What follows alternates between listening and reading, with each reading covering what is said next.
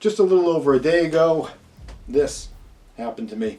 In this video, I'm going to tell you the story about how that happened, what exactly led up to this event, and more importantly, much more importantly, what I want to talk about is preps, things that you should have ready to go for if an event exactly like this happens to you or something similar happens to you, because I think one of the most important things when it comes to emergency preparedness is having the ability to take care of injuries, and that's what we're going to talk about in this video.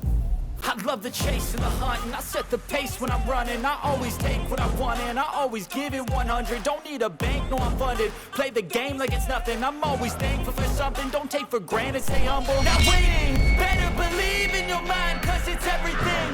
You can mold, shape, find almost anything. Everybody, this is Praxis.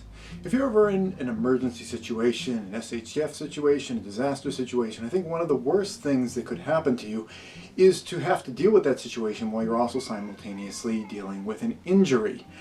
That's been sort of forced into my head over the past couple days because I royally rolled my ankle. I think it's somewhere between a strain and a sprain, but I really got to stay off of it. I mean, there's a little bit of discomfort when I put weight on it, but mostly I just want to rest it so that it will heal up, because it's been impressed upon me over the past 48 hours how important it is to have functioning ankles. So I want to make sure that I let it rest up as best I can so that when it does heal, it'll heal as well as possible. But it really makes me face the situation of how much you require of your body when you're in any kind of a normal day-to-day situation, and how important it is for two things to be true. One, to be ready to deal with situations like this when they come up, and also to have people in your group, in your family, who can help take care of situations when things like this come up. It may not surprise you to know that I'm kind of the primary person that takes care of, preparedness related stuff around here, construction related stuff around here. I even do most of the cooking around here. Most of what happens in this house runs through this guy right here. And pulling me out of the equation is kind of like pulling the engine out of a car. And it's not a great situation if you want that car to keep going forward. So what I want to talk about in this video is two things. One, it's really important to try to spread out the ability to have your family function to as many people as possible, and that means function under whatever the circumstance might be, whether it's normal everyday day-to-day life or in an emergency situation. I don't want to focus on that primarily in this video though, because that is just a that is tendrils going in every different direction, but it's an important thing to kind of think about. What I want to focus mostly on in this video is having medical prep so that you're ready for things like this. This cloth around my foot is it's just a piece of cloth that I had from an old sheet. It's a very stretchy kind of sheet, so it works kind of like those kind of elastic kind of compression bandages. I cut a big strip off of it, maybe about that long. You do a couple of wraps around your foot and then start doing figure eights across your foot, trying to make it as firm as you can without cutting off circulation. But the idea is you want to just kind of rigidify it a little bit, so if it gets bumped a little bit, especially when you're sleeping at night, that it's not putting strain on, I forget, are they tendrils? Not tendrils. I think tendons, or was there another word out of another thing I want to talk about this that I checked out in this book. This book and this book are two that I have on my medical shelf. I've got a lot more where that came from, but I find myself going to these books a lot, and primarily I tend to fall into this book right here when something comes up and I want to just kind of double check on what the proper protocol is to try to best take care of whatever issue might come up for me. This one here, if you're interested in it, it's kind of a interesting book. This is like if you just got dropped into like an apocalypse, like a post-apocalyptic world. It's like a lot of stuff in here is stuff that you would be seeing. It's focused on nations that have not had a lot of medical infrastructure, and there's lots of diseases and ailments that a lot of people, thankfully, in the Western world haven't had to deal with very frequently. But I've got on the shelf because who knows what our world may turn into someday. So I've got this book as well. But this one here, I heard about this from my favorite Doom Porn channel, Canadian Prepper. He did a video where he was talking about this book. It's written by, I think they go by Dr. Bones and Nurse Amy, and they got their own YouTube channel. I'll put links down in the description below to their channel. But I find this to be a really useful book. Now, when I was looking up information on my ankle, I found out that their index on the back actually didn't have the word ankle in there, sprain, strain. I'm not even sure if the word joint was in there, but I did go to the table of contents in the front. I was able to find all the information I needed and just kind of confirm what I needed to do with this in terms of stabilizing it and you know, what I should expect. Another thing, in addition to having a book like this, and I'd highly recommend you have a book like this. By the way, I'll put a link down to the book down in the description below, both of them, is something like this. And I wouldn't suggest getting this through a link in the description. The best place to get crutches is places like thrift stores, like Salvation Army, Goodwill. I'm always seeing a bunch of these kind of tossed in the corner, and I've got a couple of them, and boy, are they really a godsend. For the first day after I sprained my ankle, I was just kind of hopping around on one foot, kind of grabbing things, because I don't know, I'm one of those guys that I didn't even want to ask Amber to go out into our shed to get these because I didn't want to be a bother for her. She offered, and she grabbed them, and I'm so much more functional with them.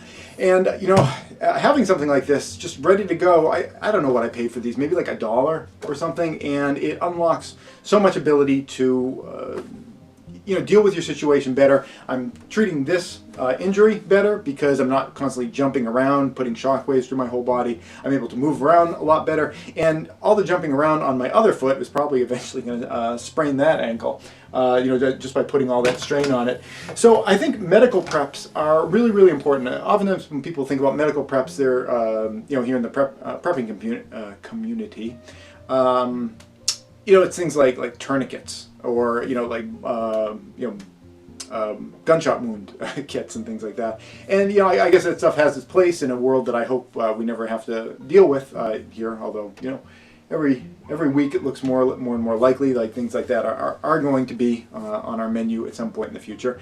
But you know, it's really the simple things that I think a lot of people tend to overlook. Having things like crutches, having the materials for dealing with a sprain. You can buy elastic compression bandages, and you know, I've got some of those. But you know, just having, you know, spare cloth, and I have a little safety pin holding it in the back over here. You know, just having things for all that kind of simple stuff. Antibiotic ointment if you get a cut. In fact, when this happened, I'll tell you a story about how it happened at the end. Like I went down and there was like a gouge on the ground because you know, I lost my ability to keep myself up. I crashed down, and you know, I put a little antibiotic ointment on there just to avoid getting a you know, an infection, which would be something I'd have to deal with later. I guess I can tell you the story about how this happened. I was teaching a class for kids about, it was winter weather survival, and you know, we had various activities, and one of them was building little shelters. We had these little water bottle people, and we filled them up with water that was 120 degrees, and all the kids built shelters, and they put their water bottle into the shelter using you know, leaves and sticks and things like that. And we went on a hike, and then we came back and we measured the temperature to see, you know, how different people's shelters did. Well, one of the kids' groups, they used a lot of stone in their structure, and I think that relates to what happened to me, because there was this you know, vanilla little path that led from where we were working to a little embankment, and just as we were leaving, we were packing up. Thankfully, all the parents had gone, so I didn't get embarrassed. Just as we were leaving, my boy River is down in the embankment, and he calls me over. He wants me to look at something, and I'm kind of hurrying back, you know, packing up the car, and I figure, okay, well, I'll just run over and see what he wants to show me. And I jogged down this little 20-foot trail without really paying much attention, because it was the most civilized little foot trail. You know, it wasn't like you're hiking through the woods or anything like that. Well, there was a pit in the middle of this foot trail, which I think had been excavated by some of the kids that had taken like these boulders out of the ground, because there was this pit in the ground with really sharp sides, and it had been covered over with dry leaves, making it, you know, essentially like a trap. It was like a trap, and my foot like just caught on the side and rolled, and well, you know, there's the rest of it. Multiple lessons here. Don't hurry when you're in the woods. Maybe wearing better footwear, would have been better. I was just wearing sneakers because we were just some campground. It wasn't like we were out in the wilderness. So I'm just wearing sneakers. And have books for information. If you injure yourself, have tools for taking care of yourself if you do get injured, and that's not just tourniquet kits and gunshot wound kits. It's also just like the simple stuff, like some crutches, some bandages, and some old sheets and safety pins for wrapping up injuries. That's it. Thanks for watching. By the time you see this, hopefully I'll be nearly back to walking around again.